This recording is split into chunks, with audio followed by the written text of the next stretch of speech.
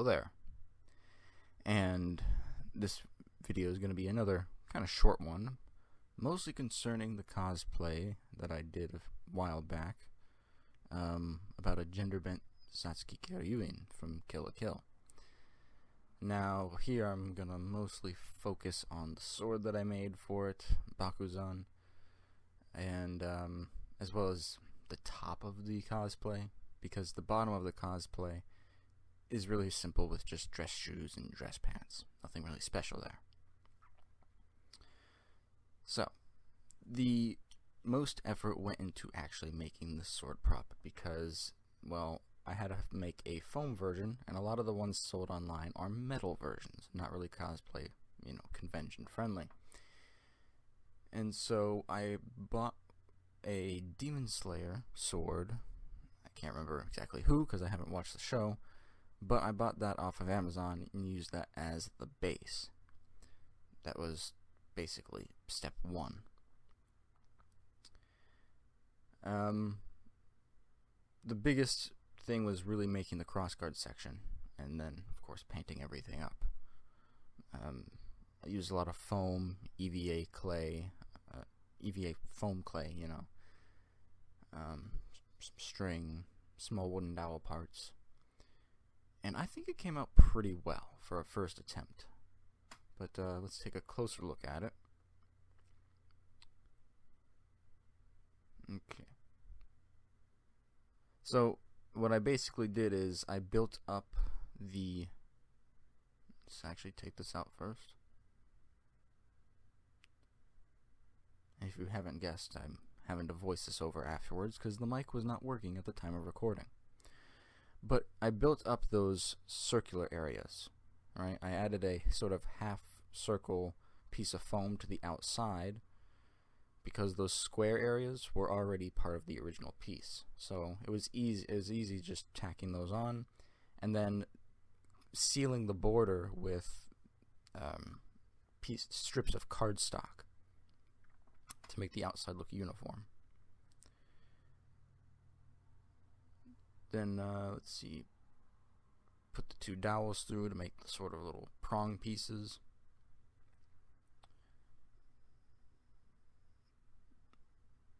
And afterwards, I painted them first, correct? And I then heat treated it with the heat gun, and it actually did a lot better. It made it look more metallic, gave it a rougher, galvanized-ish look, which I think is pretty good, while still retaining the shine of this sort of chrome effect. Now, the blade itself was black and gold. The main color scheme was black, gold, and green for the original piece. I hand painted the blade. The foam parts, those were a combination of spray paint and hand paint for the finer details. You can probably see around the top of the scabbard area, I do have to touch up the paint there because I kind of smeared the silver, so I got to touch that up with some white. But I spray painted the actual scabbard with a combination of flat white and then a top gloss coat of clear. The same with the handle. I retained. Oh, this is a little sticker there. Yes, it is indeed convention friendly. I actually used this. They approved it. The purple was a bit tricky because I got some string from a local craft store, and I had those curtain tassels. Those were white, and I tried dyeing them to a close enough shade of purple. I do have to say, I got pretty close, but no matter how long or how hot I had the solution or how much concentrate of color I had, it didn't really get all the way there. At the bottom, yeah, it's kind of chipping. I have to probably redo some of the silver there at the bottom and then give it a whole new sealing coat over top. But it does show a bit of battle damage, and I guess it was good that I actually got to take this to convention because it really was a good test run.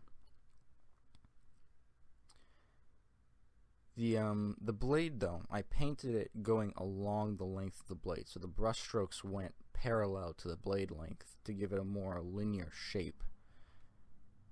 You can probably tell if you can kind of see how the lines follow the length of the blade there. And then I gave it a gloss coat on the blade to give it more of a shine, and it kind of contrasts with the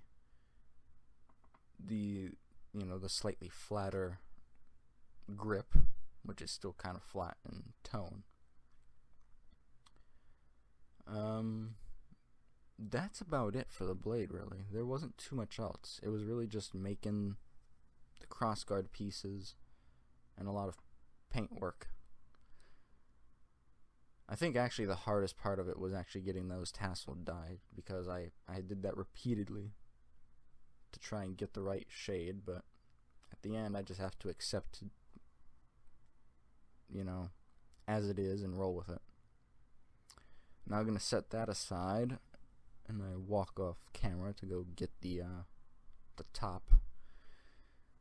The top required a bit of modification, just a little bit. So, I'm going to go over that very quickly. I did wear the actual original form of the cosplay, when the dress was still attached, and I must say, it wasn't half bad. Take that as you will. But I do understand now, for ladies out there who cosplay, or maybe they even don't cosplay, but any corset type, clothing. This was made for women, right? Because there was no male Satsuki cosplay to just buy offline that I could find. So this meant for the female body was very tight in the waist. So ladies, I can sympathize with you a little bit. I kind of feel the pain there. But with that aside, I tried to imitate right there that blue trim that was all along the top. That kind of comes with the cosplay. And I cropped off the actual dress, so the lower part. So I basically cut it up to the waistline.